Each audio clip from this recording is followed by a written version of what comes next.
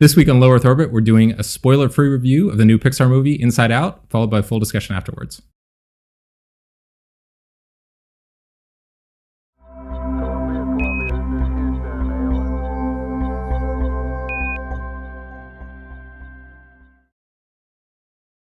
All right, so this week we're reviewing the new Pixar movie Inside Out. It's written and directed by Pete Docter and Ronaldo Del Carmen. And the story revolves around the idea that inside of your head, the emotions are represented by these little characters. And in this story, Riley is an 11-year-old living in Minnesota, and she moves with her family to San Francisco, and she starts sort of encountering all the things that would affect you when you have to leave your school and leave your friends and all that other kind of stuff. So as she's encountering these real world events, you see what the emotions inside of her head are doing in reaction to that. And believe it or not, this is the first Pixar movie we've ever reviewed. There was Toy Story of Terror, but that was like a direct to not TV. I guess it kind of was. Yeah, I guess it was direct to TV. But this is the first like feature Pixar movie we've ever reviewed, which is pretty crazy. It is? Yeah. We didn't do Monsters University? No, I think that was before we started the show, actually. No kidding. Yeah, because there was like this year gap when there were no Pixar films. Yeah, which is crazy. Which just happens to be exactly the year that we started the show. Yeah. Wow. Yeah, it's kind of nuts. Okay, so it's our first Pixar film, which is insane. So, Justin, what do you think of Inside Out? So hearing about the movie, before we saw it, I was a little skeptical just because it was just so different, right? I mean, just the idea is like actually pretty ambitious, I think, to like represent all this stuff. But then, saw some trailers and stuff like, okay, this could be pretty good. And I think overall it was a fun movie. I enjoyed it. I, was having a good time watching it. Tons of like really funny gags. Yeah. The whole dream part, I was laughing about it today. Like I just thought about it like at work and I just started laughing out loud because it was still really funny. So yeah, I think overall it was really good. There is one enormous plot hole that I absolutely want to talk about, but it's a bit spoilerish, and it really bothered me. But yeah, overall I think it was fun. I mean, it's exactly what you would want from a Pixar movie. So yeah, definitely worth it. So Steve, what do you think? I felt like this was like a return to form for Pixar. After it's been so long since there's been like a good original Pixar story. I think Up was probably the last one. Which is, I don't even know what year that was. But, I mean, there was... 2009, I think, right? Yeah. 2010 was Toy Story 3. Which was a phenomenal film, but not an original film. Because it was a sequel? Yeah, just because it was a sequel. So it wasn't like... It was a return to this world that they created already. And then it was Brave? Yeah. Which... Was it even an original story? I believe so. But it doesn't feel original. No, it's like, another fairy tale princess story. It was their first fairy tale that they've ever done. Yeah, and hopefully the last. But anyway.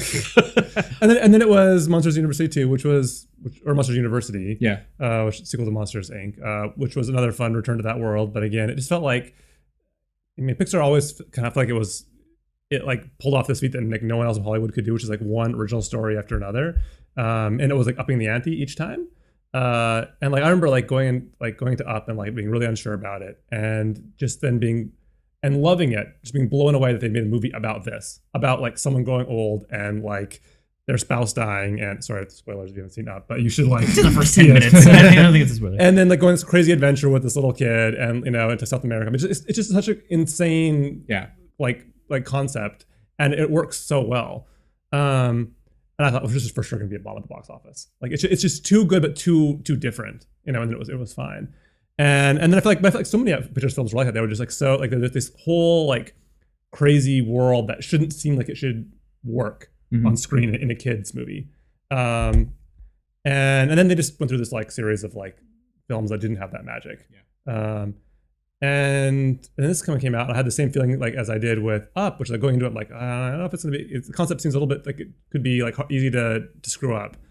And then I watched it, and the same feeling coming out, which is like this was amazing, and I hope it doesn't bomb at the box office because it's just so crazy that like it could just maybe be too different for a lot of people. In terms of like the concept just seems hard to believe that but it works really really well. I wouldn't call it my favorite Pixar film. But it certainly ranks in the top films, I think. Toy Story 3, you'd still say. Like Toy Story 3, probably followed by Up, probably followed by Inside Out. What's your least favorite Pixar movie for Cars comparison? Oh, that's okay. Cars, excluding Cars, which is your least favorite because that's clearly the worst. But like, gosh, what's the least favorite? Bugs Life. yeah, okay, yeah, that's fair. I don't know. Judges, What? yes, Yeah, I get Well, that. Original Toy Story. Yeah. Well, I mean, very celebrated now. You Yeah. know, for technical achievements and groundbreaking. Like how groundbreaking it was at the time. But watching it now, it's surprisingly not that funny. Oh, really? Have you seen it recently? Yeah, really? I watched it somewhat recently, and It doesn't hold up. it's okay, but I feel like they've upped the ante so much since then that compared to 2 was a pretty big leap forward. two was a big leap forward, and 3 I thought was again like just probably one of my favorite movies of all time. Like so funny, so well done. It built so well on the previous films. Yep. I'm also terrified that they're doing 4. I just feel like whenever has a series of movies gotten better with each time? Like, can they really top 3 with 4? Yeah, and it actually happened with 2 and 3 though. Yeah. I mean, they have something going. Like, they should stop while they're ahead. Yeah, exactly. It's like, don't keep rolling the dice. You don't know. It's like betting on black 4 times. Just don't. And when you win 3 times, walk away. Get out of there. Yeah. So anyway, but I thought it was great. The voice acting was wonderful. The concept was really interesting. I think in many ways it's similar to Toy Story in the way that like the character that seemingly should be the protagonist, like Andy in Toy Story, and like Riley here is not the protagonist. Yeah. And the sort of this other world that exists around them. And just like super funny. There's so many things that I can't talk about here that we can talk about in the after show that were great. Yeah, and I thought it almost had this like classic Disney feel too. There were all these little sub adventures they had in these like little worlds, like the dream world and like the abstract, I feel like an adventure tale. Yeah, right? yeah. And something felt sort of like classic about that, but not in a boring retread kind of way. Yeah. So I liked it a lot. I really enjoyed it. What do you think, Scott? I'm trying to think of like what I originally thought about this. I think I remember hearing about the concept, and it seemed like it could definitely go either way, because it's certainly not the first piece of fiction to like come up with this idea of like characters inside your head as emotions, right? I mean, it's kind of if never represented exactly like this. There have been attempts, different angles.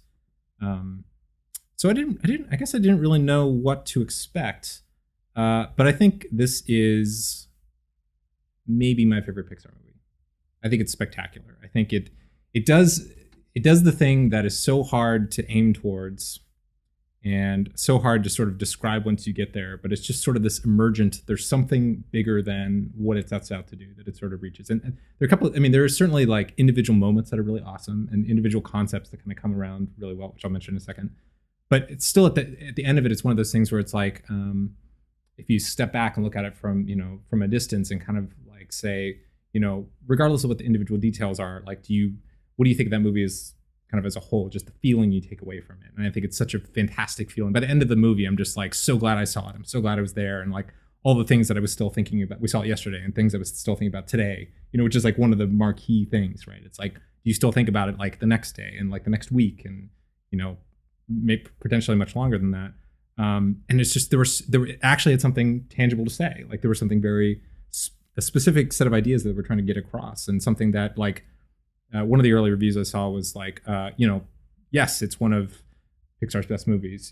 This reviewer's opinion to say it's one of Pixar's best movies, but really maybe the more important thing is that people will see it and then continue to sort of like take that way of thinking about their emotions forward with them into the future, which is like as kind of like a tool. I wonder if we read the same thing. It's possible. Where did you read that? I don't remember. Yeah, because there's a actually really interesting article in the Atlantic just recently about that might have been it. Yeah, yeah. So they talked to the director whose name already escapes me. The first one, Pete Docter. Yes, him. Yeah, and I guess they like actually did a ton of research into like how your mind like actually does kind of process like all this emotional stuff, and like there's this whole process where they had to like choose like who will be the emotions that they'll represent, and like does that actually kind of match up with like the current understanding of like how kind of all that comes together.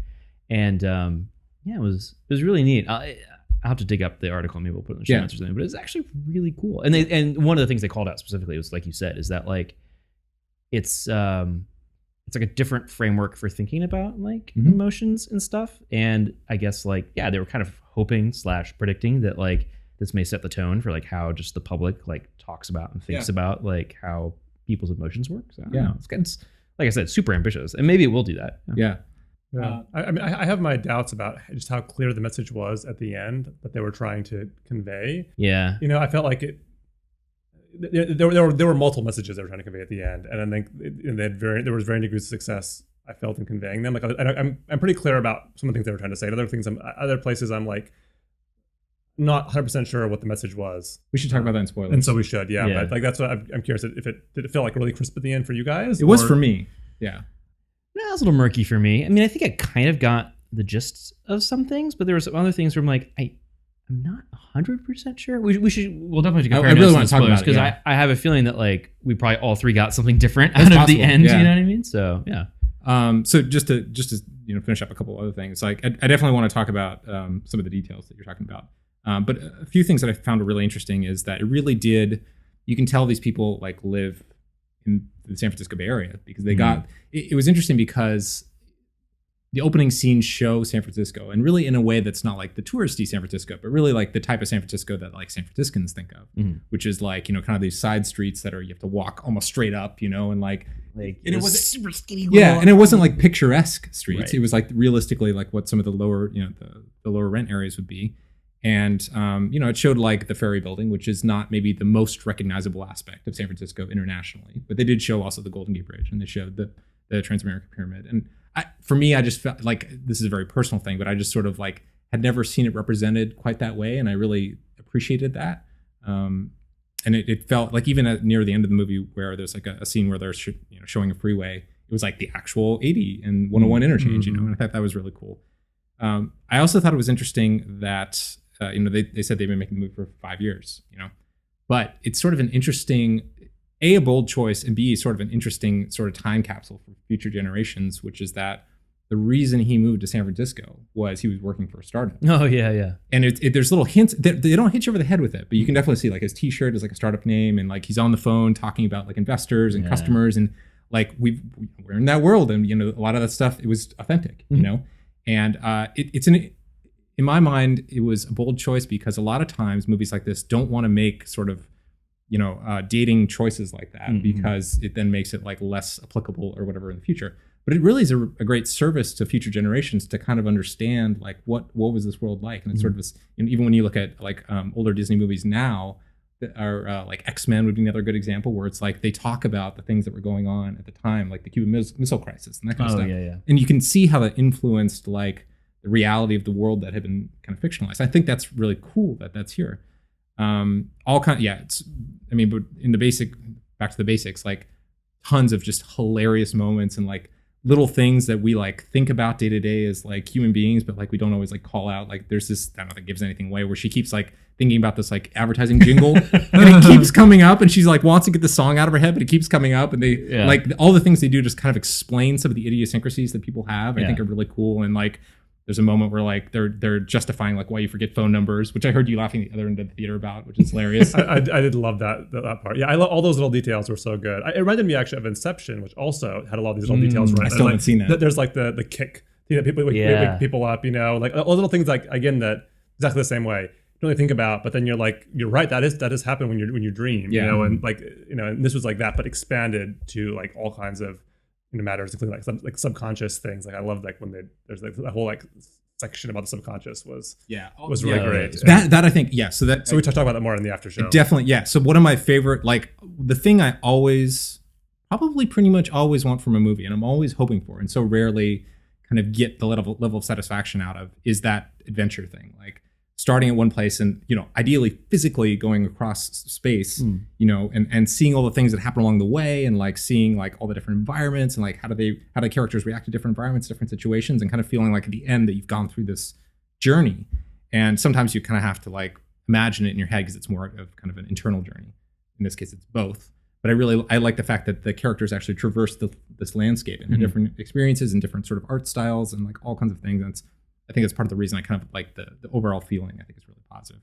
So God, there's just so many great things. A couple for sure I'll have to talk about in spoilers, but yeah, for me it's really close. It's, you know, Toy Story 3 I think was my favorite, and it's neck and neck. I don't know if probably just depends on which mood I'm in, you know. And I was this is one of those where you probably will at least be close to crying at the end. I don't know. A lot of people in the theater were like, I honestly wasn't that. I was highly entertained by it. I liked it, but I was not I was emotionally moved. Like Toy Story 3 gets me every single time. Oh man, yeah. But Jeez, in the junkyard. Oh my god, every time. But the thing about that one though, I think that's I think it's interesting that at least for me, it seemed to kind of approach that, but without all the sort of emotional stuff to rest on from 2 previous movies. Right? It establishes, in my mind, that level of emotion within 90 minutes, as opposed to 90 minutes times 3 or 4, depending on how you're counting.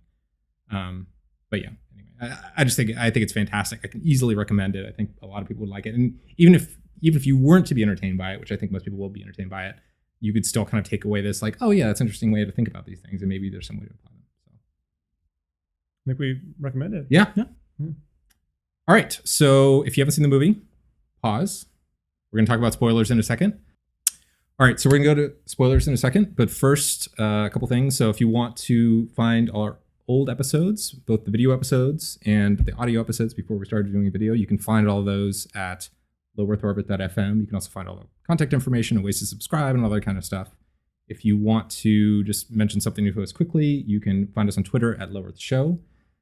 YouTube is where we put all the videos that we post for each of the episodes. That's youtube.com/lowearthshow. We've gone past 100 subscribers. Woohoo! And I think it's funny because we put up the episode for Grim Fandango right when we had hit 100, and I think maybe some people thought that was like our retro episode, but it wasn't really intentional. So we'll probably do something else. I think we had some ideas that we were talking about. So if you have any suggestions that you think it might be fun for us to do like a retro review. So in the past we've done Indiana Jones, A Fifth Element, and what was the other one that I'm totally blanking on right now?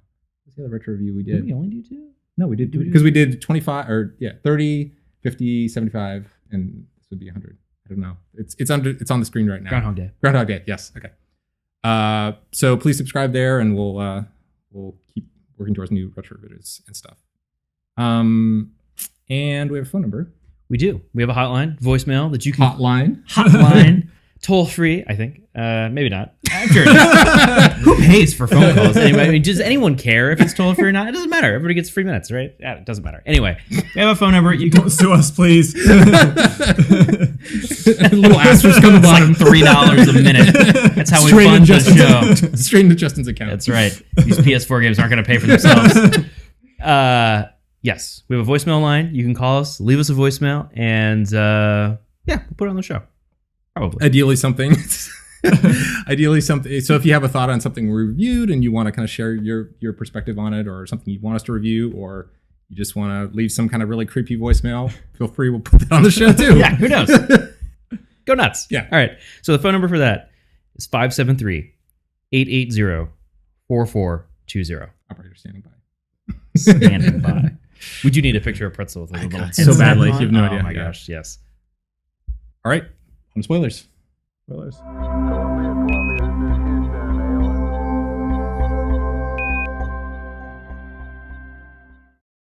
right, so that pink elephant, was that not like, was he not like kind of creepy? Bing Bong? Like in the old Disney movie, like the old creepy, Dumbo? Yeah. Like he creeped me out the entire time. He didn't creep me out. No. I didn't creep me out. I do remember that part from Dumbo, where it was like and it is funny because it is kind of an elephant. Right? Isn't he kind of an elephant? I'm trying to... Dumbo? Dumbo was absolutely an elephant. Thank you. We have our outtake for the end of the show now. I mean... You seem confused about what Dumbo is. He is an elephant. He was a hippo, right? He's a hippo. I believe he's a hippo. No, Bing Bong. What was it? I mean, he was a combination of stuff. But didn't he had a trunk, right? He said he was mostly cotton candy, also part elephant, also part dolphin. And like, where's the dolphin? And then he does like, does the right. He does a cat? Maybe it's cat. The tail was, I thought, like the that's right. Yeah, for a cat too. Yeah, that's right. By the way, we're talking about the ending. I know we have to. So good. We'll get there. We'll get there. So one of the things I want to talk about was like, I really thought it was really cool how they developed this system of how all the rules in the world work. And like, it wasn't just sort of arbitrarily like, oh, she likes hockey and like she likes her family or whatever. It's like they really, in the beginning, maybe too much, but enough for me, they spelled out like, okay, well, there are these memories that come in every single day, and they're one of these kind of 5 classifications. And some of them are so important that they go into this core memory thing, and those core memory things then go out and power this. It was almost like a game tutorial. It was kind of crazy. But they were explaining like what the rules are, and it's like these things power these parts of her personality. And I thought that was really cool because it like helps you think about not just whatever's happening on a moment-to-moment basis, but really the mental model of like how are these things interacting, and like they kind of have to operate within those rules. There was one exception where I felt they kind of went out of that, but for the most part, it was I enjoyed the fact that like when something happened in the world, like it directly impacted that system, and they could then feed stuff back out to her, and that would affect the world. But it was I thought it was interesting that there was a correlation, but like they weren't like it wasn't like they were moving like gears inside, like moving her arms and like moving her head and stuff like that, right? Mostly they could impact, they could influence what was going on. But it was like this like two-way conversation kind of like something would happen out in the world and that could cause sadness to move in, but it was sort of like a negotiation, which is like what it's like for a person, right? Like it's not like immediate, like I'm happy, right? It's like you're kind of like weighing options and thinking about things. And I thought it was cool how they said, because she had this sort of traumatic experience, like joy was unavailable to her as an option. And then she was just sort of like left with like anger and disgust and fear. Yeah, it was the other one. It was really interesting to see like, oh yeah, that actually totally makes sense. Like if you're put in a situation where you're really unhappy, you might start making bad decisions because like happiness is not available to you. And you might like completely shut down. So that concept was just like totally grayed out. I thought that whole concept was so cool. Yeah.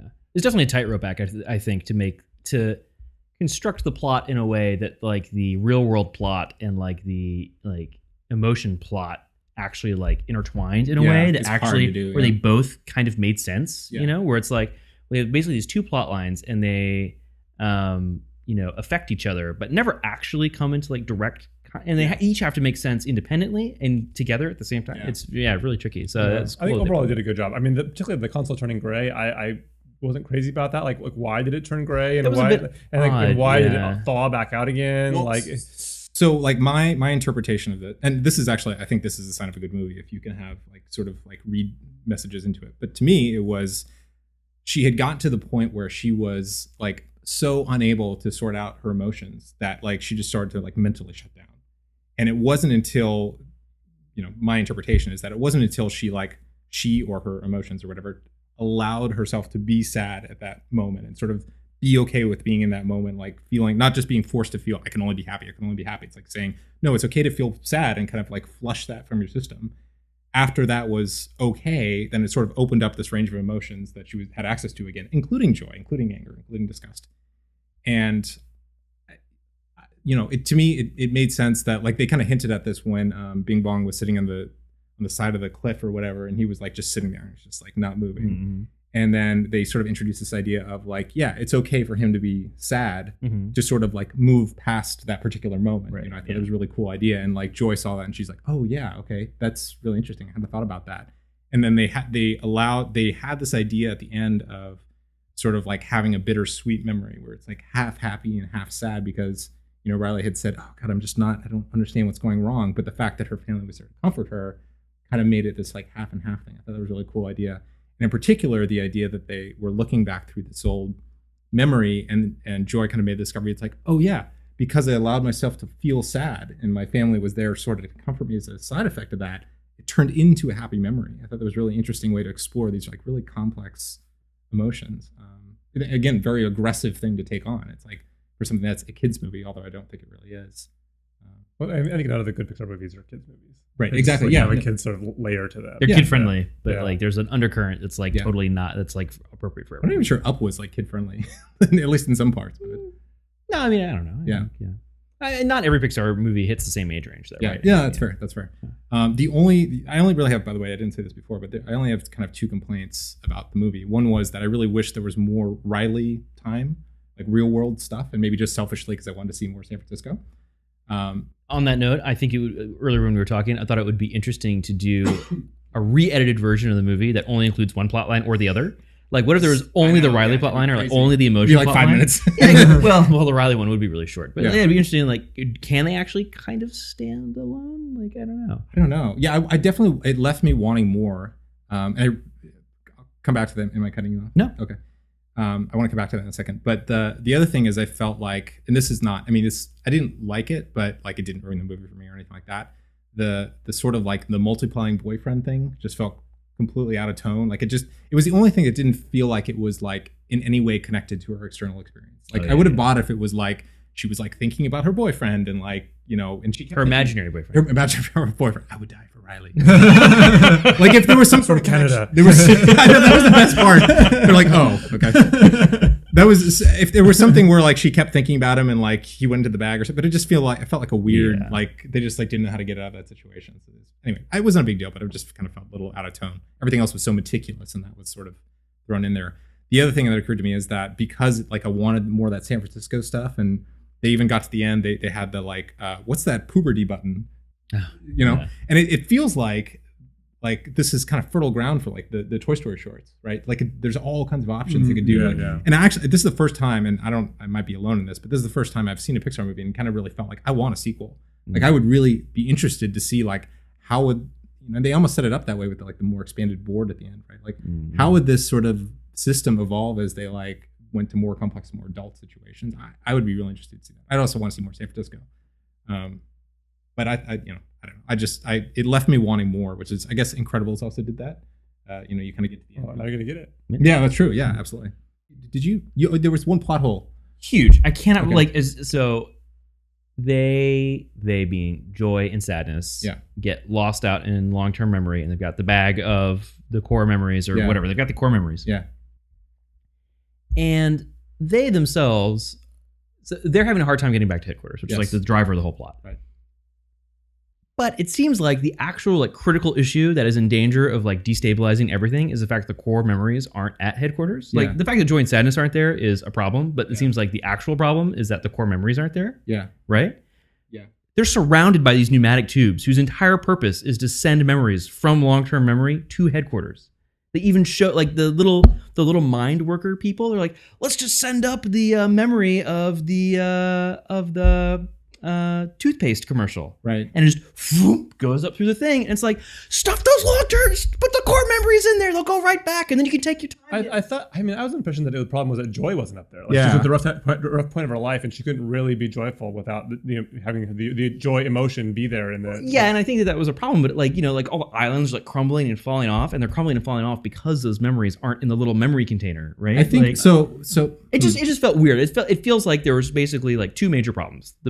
The little emotion people weren't there, and the little memory spheres weren't there. And one of those problems they could have solved in the first 10 minutes. But so I got the impression, so maybe I'm wrong about this, but like my memory was like, if somebody else touches the orb other than Joy, it won't be a joyful memory anymore. But it seemed like they were really shocked when that started to happen when Sadness touched it. Like that seemed like a new experience for them. Yeah, because I think she kind of runs the show. I don't know. Okay, so you might be right, but it didn't jump out at me as like a thing. As soon as they were like, let's send that memory up just to mess with them with the thing, I was like, just take those ones and put them in there. Like, why? No, do that right now. Why aren't you doing that? Like, I wasn't aware of that. I just wanted to like shake the characters. I was like, you idiots. That's really I didn't feel like to me that like those memories were that. I mean, they didn't want to lose memories because it would be sad to lose her core memories. Like that itself would be a sad thing. But that wasn't the cause of the problems that she was having. But I don't know. But it seemed like as the characters are talking to each other, it's like they were all super concerned. Like, well, if we don't get those core memories back and we don't put them in there, then those islands could just crumble and that'll really change her personality. And then it did, because they didn't get those things back in time. And it's like, well, yes, she would have been like, you know, kind of out of balance because those two particular emotions weren't there. But like, it seems like the problem that they were really concerned about, which is that the islands would all crumble, actually came to pass because they didn't get the memories back. Like, and they could have gotten the memories back if they just actually used the pneumatic tubes for their intended purpose, which is to send memories to headquarters. Yeah, I don't know. So there was the scenario where the fear guy tried to put one of the memories in the core thing, and he couldn't do it. Well, because they weren't core memories. Oh, okay. Yeah, I didn't think about what you're describing. I do remember she tried to go in there, and it didn't work. It like broke or something. It didn't work because they couldn't keep pressure in the tube because they broke the bottom. Yeah. That's interesting. It didn't. To me, the far more glaring issue was that they had this like multiplying boyfriend thing, which just didn't.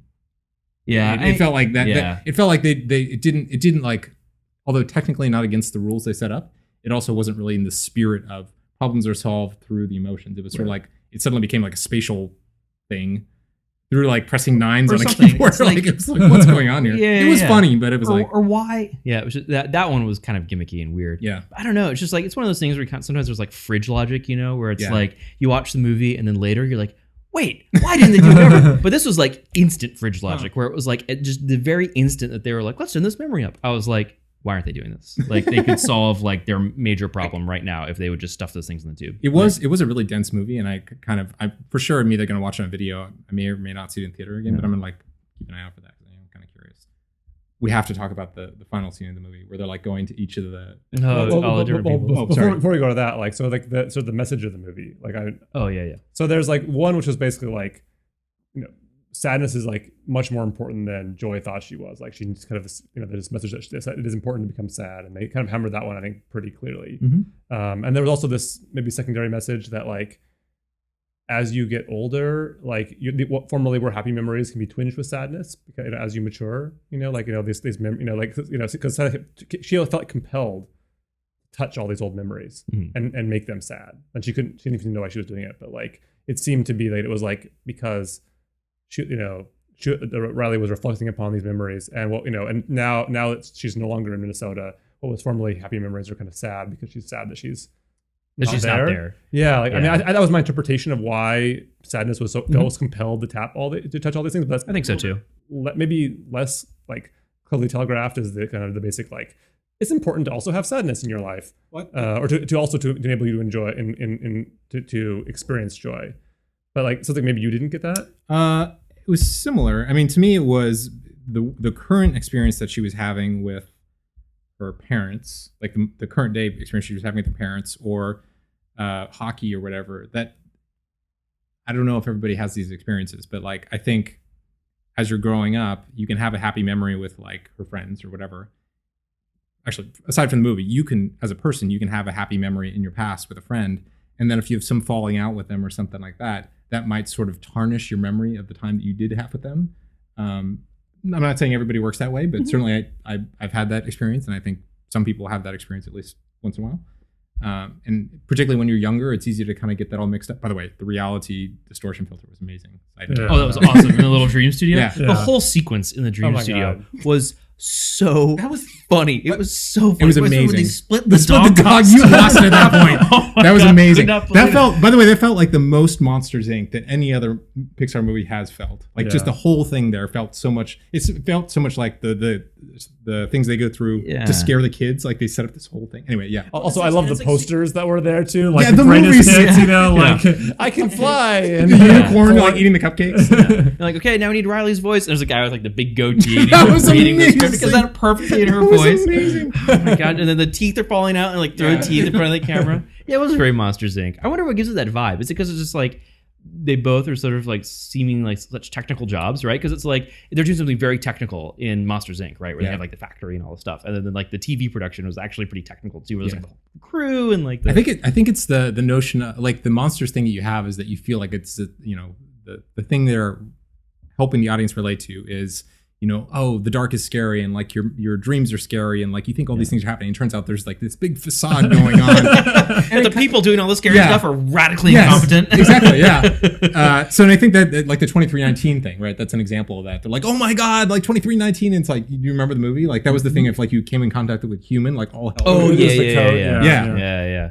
And I think that's the way like it's funny in the same way where it's like you feel like these dreams are like these ethereal kind of like things that have no connection to reality, and it turns out these people in like a cheap studio, like I love the commentary too, like when he's watching the dreams, he's like, pick up plot line. I think all my dreams are like that. But the best part is like when you see like the dog coming disconnected and like the things coming down, we've all had dreams like that. It's you're like, what? Like, and the clown was there and like yeah. The dog is like, well, that's new. But the reality distortion filter, like, I mean, that was like, that's such a perfect, I don't know, that might even be like my favorite one line thing in the entire thing. Because it was funny, but also it's true. Because like when you're in the dream, it seems real, right? Like it's, anyway, back to the original point, the changing of the core memories, I can understand that because I think you can have experiences that sort of distort, long-term memories that you have and like based on your experience with who was involved with that,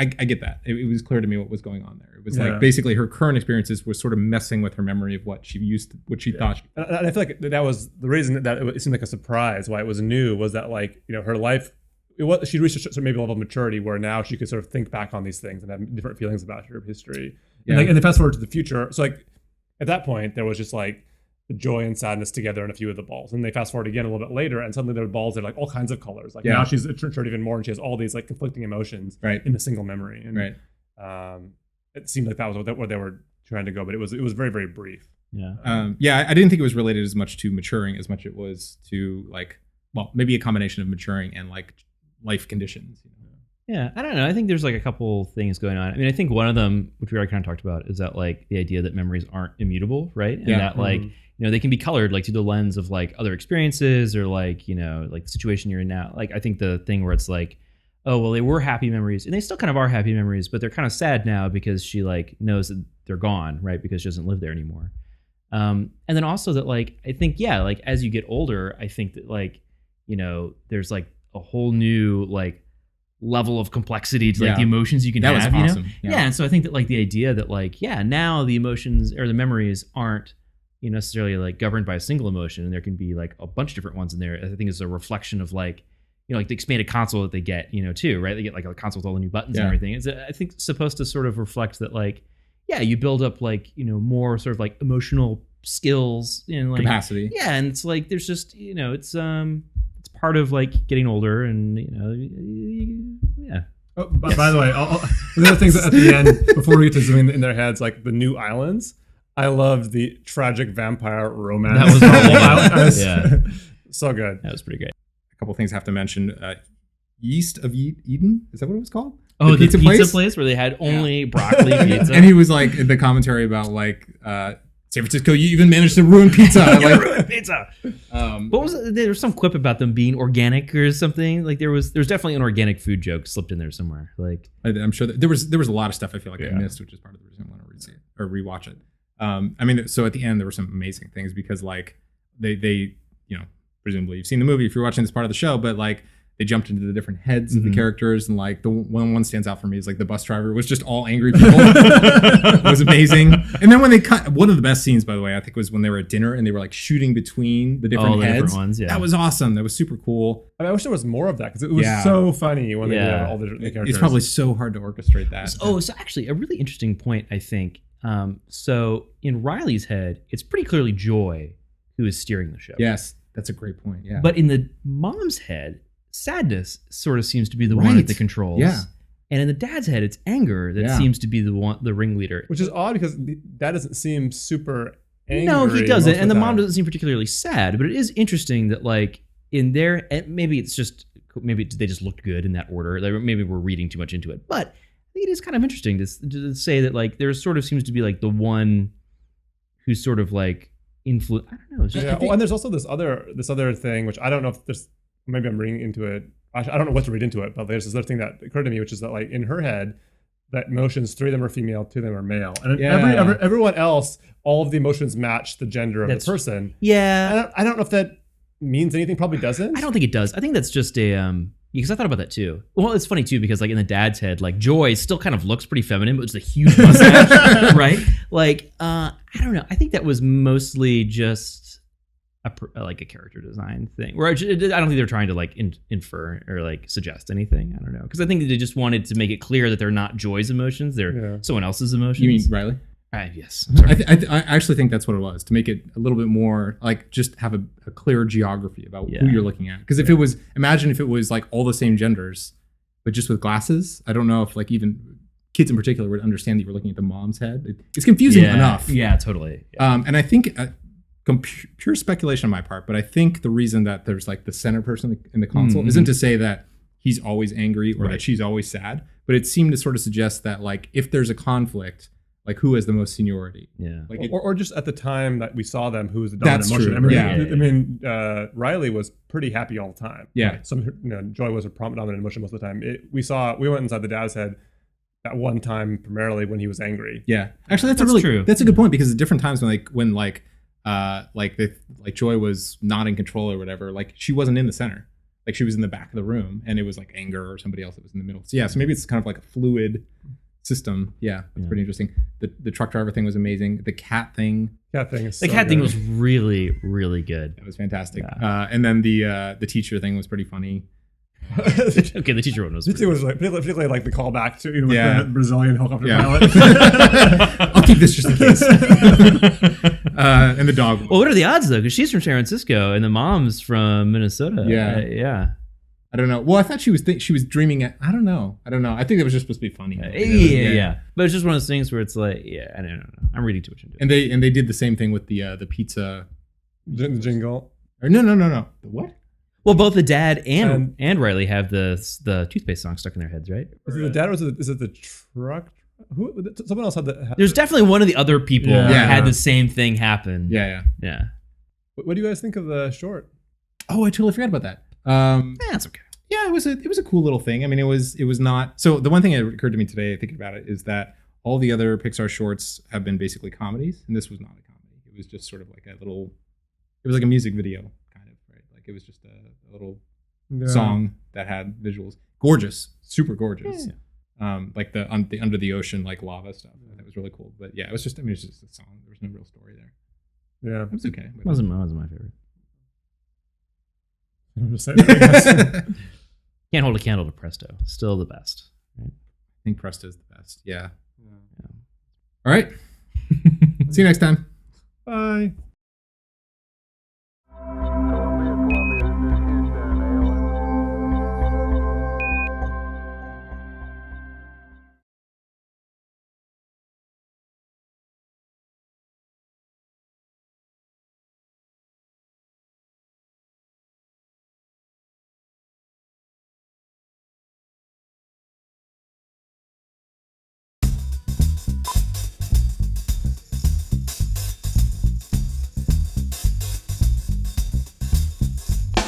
Totally off topic.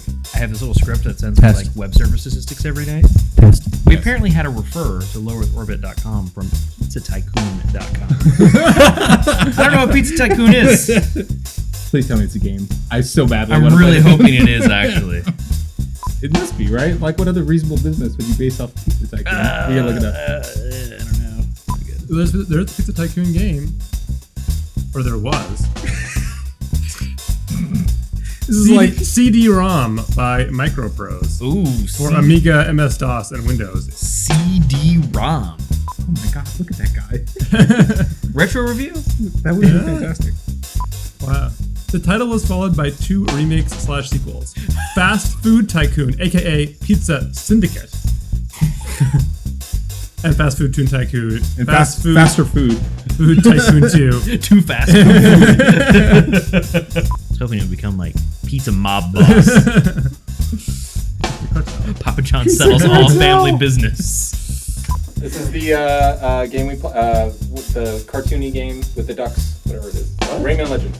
Oh, what's that duck? Which one is this? This is another. Where you I kind of want you to make the beard supercut now. Where it's just like this is just now. God, that's confusing. That's like that scene in Spaceballs where it's like we're watching now. When will then be now? Soon. Okay. This week on Low Earth Orbit, we review Red Leather, Yellow Leather. That's right. Red leather, yellow leather. This week for review. This week on Low Earth Orbit. Low Earth Orbit. This week on Low Earth Orbit.